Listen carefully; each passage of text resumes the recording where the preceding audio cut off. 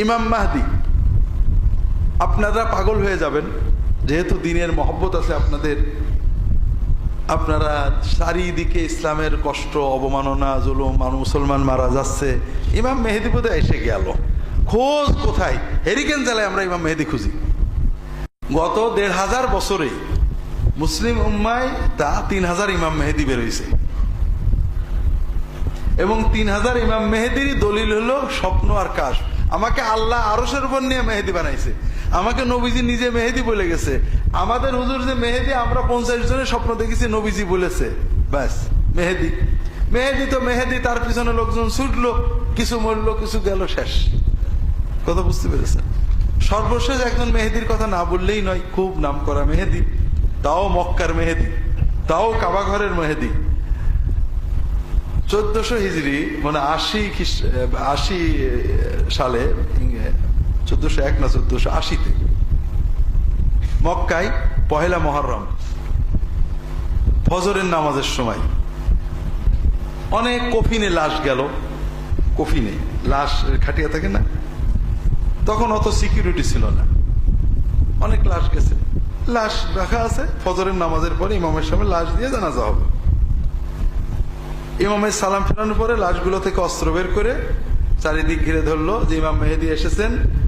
ইমাম মেহেদির হাদিসে আছে, ইমাম মেহেদি বেরোনোর পরে হাজারে আসওয়াদ আর মাকাম ইব্রাহিমের মাঝখানে তার হাতে বায়াত হবে। তো উনি মাঝখানে দাঁড়ালেন, ওই কাবার ইমামের বললেন বায়াত করেন। কাবার ইমাম রাজি হলো না, তাকে গুলি করে মেরে ফেলে দিল। এরপরে ওরা মসজিদে হারামের ওই মিনারা দেখেছেন তো, এখন উঁচু উঁচু মিনার সব উঠলো এবং এলান করলে ইমাম মেহেদি বেরিয়ে গেছে, বায়াত হন সবাই। বিষয়টা কি? জুহাইমান নামে একজন মদিনার জামে ইসলামিয়ার পারে, খুব নেককার, আল্লাহওয়ালা, বুজুর্গ, এইরকম লম্বা দাড়ি, টাকনু পর্যন্ত যা, টাকনুর নেসপেসাক কাপড়, এলাকায় মানুষ খুব পছন্দ করে। জামে ইসলামে মদিনার উস্তাদেরাও খুব মহব্বত করেন। তাকওয়া, পরহেজগারি, দিনের দাওয়াত। এ কি করতো? ওই তবলিগ জামাতের মতো গ্রামে গ্রামে দিনের দাওয়াত দিয়ে বেড়াতো। হঠাৎ স্বপ্নে দেখলো সে এবং তার সাঙ্গপাঙ্গরা যে তার শালা মোহাম্মদ ইবনে আব্দুল্লাহ আল কাহতানি, এটা হলো ইমাম মেহেদি। সবাই স্বপ্নে দেখলো, তাও রাসূলুল্লাহ সাল্লাল্লাহু আলাইহি ওয়াসাল্লামকে স্বপ্নে দেখছে। কেউ কিন্তু জাহেল না, মদিনা জামে ইসলামের ফারেক, সালাফি, দিনদার, ভালো আলেম। ব্যাস গোপনে গোপনে সব অস্ত্র শস্ত্র নিয়ে রেডি হয়ে মক্কা দখল করে ফেললো। এখন তো সৌদি সরকার, তো সৌদি সৈন্যরা এমনি দুর্বল, তখন ওরা পেরে দিল না। ওরা তো উপর থেকে গুলি করছে বড় বড় মেশিন গান দিয়ে, যাবে কে কাছে?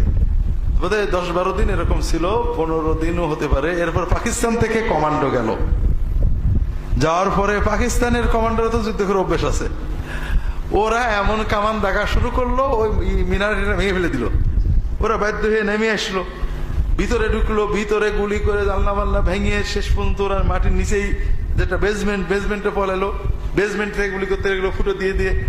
তখন পাকিস্তানের সৈন্যরা বুদ্ধি দিল, বেসমেন্টে পানি দাও, বাইরে থেকে পানি ভরে পানির ভিতরে অ্যাসিড দিয়ে কারেন্ট চালাই দিল। এইবার সব বাধ্য হয়ে সারেন্ডার করে উঠে আসলো।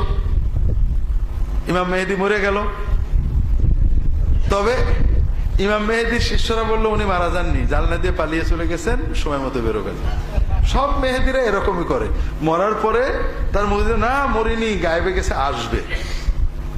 কত বুঝতে পারেন? যাই হোক, কত বোধহয় ১০০০ বছর বা ১৫০০ বছরে কাবা ঘরের তফ সাই বন্ধ হয়নি। এই ১৫ দিন বাদে টোটাল কাবা ঘর বন্ধ করে রাখছিল, নামাজ নেই, ওজান নেই, তফ নেই, সাই নেই। অনেক হাজিও মারা গেছিল হজের পরপর, তো পহেলা মুহররম না, হাজি অনেক ছিল। তাহলে কি বুঝলেন? কথা হলো ইমাম মাহদি কে হবে আমার দরকার কি? ইমাম মাহদি কবে আসবে আমার দরকার কি? মাহাদির যেদিন আল্লাহ পাঠাবে, ধরেন সূর্য পূর্ব দিক থেকে উঠবে, উঠবে না? কবে উঠবে রে? 15 দিন, 19 দিন, চিন্তা গবেষণা কবে উঠবে, এটা কোন ইসলাম হলো? হ্যাঁ, আল্লাহ যেদিন দরকার হবে উঠাবে, আমি দেখলে বলবো হায় আল্লাহ কিয়ামত এসে গেছে। এই তো কথা। কাজে কিয়ামতের আলামত ডেসক্রিপটিভ, এগুলো বর্ণনা করেছেন, আমরা দেখলে বলবো হ্যাঁ, কিন্তু আমরা ওগুলো তাড়াতাড়ি করার চেষ্টা করব, এটা আমাদের দায়িত্ব না।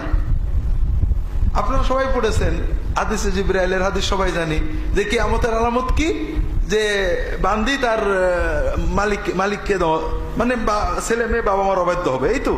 তা আমরা কি এখন তাড়াতাড়ি কিয়ামতের জন্য বাবা মার অবাধ্য, এই তোরা বাবা মার অবাধ্য, তাদের কিয়ামত হোক। এগুলো ডেসক্রিপটিভ, বর্ণনামূলক। কিয়ামতের আগে এগুলো ঘটবে, আমরা এগুলো মাথায় আনবো না। যখন দেখবো যে মক্কায় ইমাম মেহেদী রাজত্ব হয়ে গেছে, ঠিক আছে বাবা তুমি ওকে এগো, আমরা আসি বাংলাদেশে। কথা বুঝেননি? যেখানে ইমাম মাহাদি আসবে মক্কায়, সেখানে সিরিয়ার সৈন্য আসবে, ইরাকের সৈন্য যাবে। আমাদের বাংলাদেশে ইমাম মেহেদী বেরোয় আর তার পিছনে বাঙালি ছুটে। আর আপনারা ইমামরা এগুলো ক্লিয়ার বলতে পারেন না।